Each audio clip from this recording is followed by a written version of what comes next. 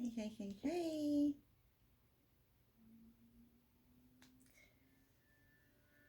I want to introduce you to one of my favorite chants. Om Namah Shivaya. It's the deity Shiva's chant, right? I love it so much. Um, it really helps me to calm very chaotic energy that I may have. You know, a lot of us that have some chaotic energy within us, which a lot of people who've been through trauma or traumatic situations do. We have a lot of chaotic energy, and it can be causing a lot of drama to occur around us. A lot of, dramatic people, a lot of um, chaotic situations maybe going on around us, and we don't know why. And that's because we have a lot of chaotic energy within us. And what that means, chaotic is just the opposite of order. Okay? Don't think of it as a bad energy. It's just unordered energy, right? And that happens. Is this making me like too bright? Can you see my face? I feel like I look like a glowworm or something. You see? Ooh, ooh, ooh. All right, so people, when you experience trauma, okay, at a young age, and before you're able to control your environment or control the type of places that you're in, like when you're under your family's care as a child, that's really when a lot of the trauma in people's life that affects them long term happens. Let me turn Shiva off for a second. Yeah, so a lot of trauma happens in childhood, the trauma that sticks with us, right? And it's because you're in a situation where you're at the mercy of other people. You're at the mercy of your parents. So, you want to hope that you grow up in an environment where your parent is protecting you from trauma and instability and violence and assault. But a lot of people don't grow up in an ideal home environment, right? So, what happens to your spirit when you keep going through trauma after trauma is that it kind of separates. Yeah, it scatters, it disperses, like it, like just like a scared cat in their hair just stands on end and their tails go up. That's kind of like how your spirit. It's Earth is a harsh environment, right? For a soul, for a spirit, right? It puts your spirit really to the test, right? Because you have a spiritual element and then you have a physical earthly element. It's a dual planet. So everything is about balancing those two polarities. Okay. So when your soul gets into a body, your soul has to become acclimated to being in a physical body, right? So as a child, you need a safe space in order for your soul to fully integrate, right? So if your soul does not fully integrate in childhood, and instead it's like, oh my God, what the heck is this place? Like, and it just feels helpless and um shaken, then it really kind of ju- jumps outside. I'm gonna just say what's coming, the only way I know how to explain it, and I'll try to clarify it. So it kind of like jumps outside of your body, okay? And I'm just explaining what I know to be true from how it happened with me. So it kind of like jumps outside of your body. So it's scattered.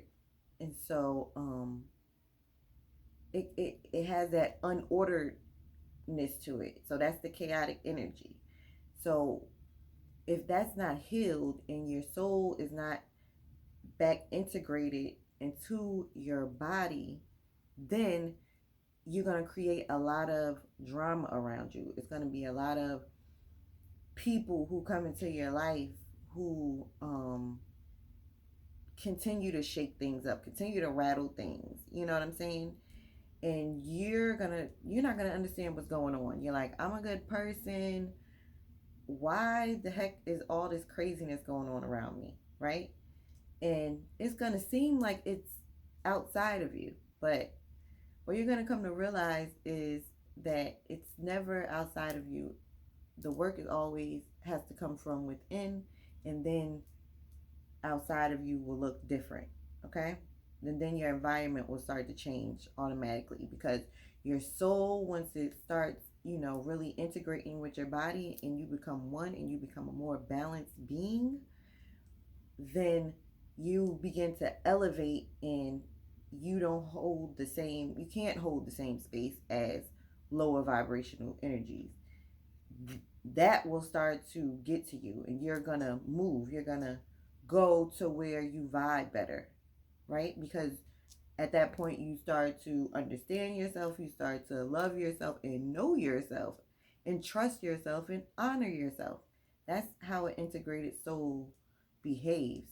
And then their outside becomes like their inside, aligned and balanced and joyous.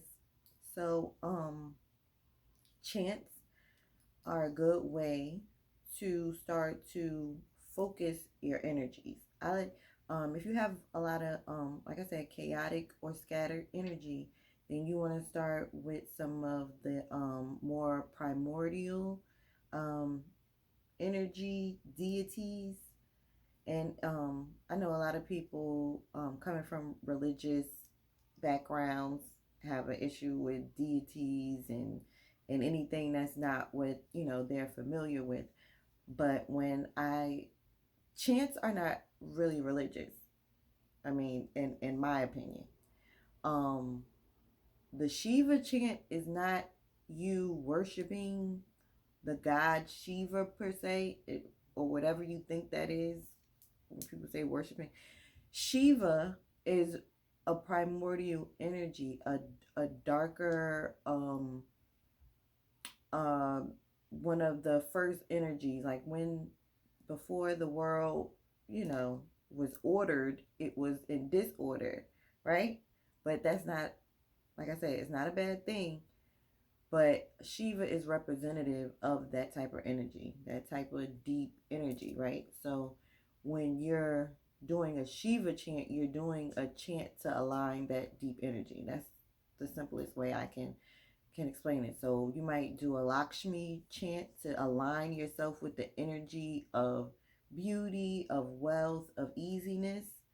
It's chants are about aligning your energy. Just like if you do a mantra is the same as a chant. Like when you might tell yourself, "I believe in myself. I believe in myself." What that is doing is aligning your spirit, your mind, your body into believing in yourself. So mantras help you ride the wave, get on that vibration. And that's the same thing chants do. They help you ride that wave that you want to be on. That's why you do mantras and chants to, get you on that wavelength. It's all about finding the energy and vibing with the energy. So, um, that is a chant that I use. And I want to introduce other chants as well. But this is the Shiva chant, and I'm gonna play it again.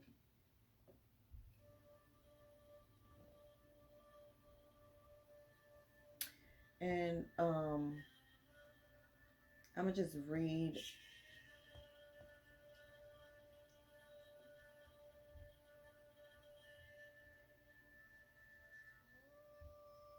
Well, I was gonna read to you exactly what it meant, but it doesn't have it in that description. But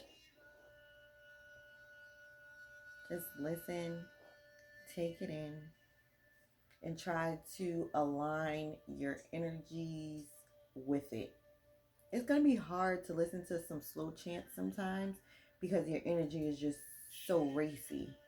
You know, a lot of us have really, really, really fast, do type of energy.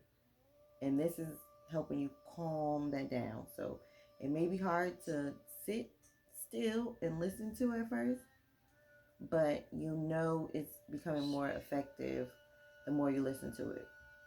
So with Vedic chants, they're always or usually done in increments of 108. I don't have my mala beads down here, but you use mala beads to count the 108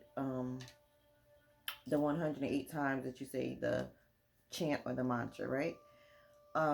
Or you can go to YouTube and you can look up a specific chant, and usually they do it 108 times because it'll say like the Shivaya mantra 108 times, and then you don't have to have the mala beads because they're doing it that many times. So you just repeat with them while they're saying it, and you'll say it 108 times. Usually that's only a couple minutes. Like this to do this chant, see how slow they're even doing it, takes 4 minutes and 11 seconds. So 4 minutes and 11 seconds out your day to help calm and align your energy, I don't think is that much, you know. So that's just something I want to offer you all. And I am going to take this time while the kids are quiet and my man is taking a nap. I'm going to turn off the lights and continue to ground out my energy. And catch you guys later. Shalom. Peace.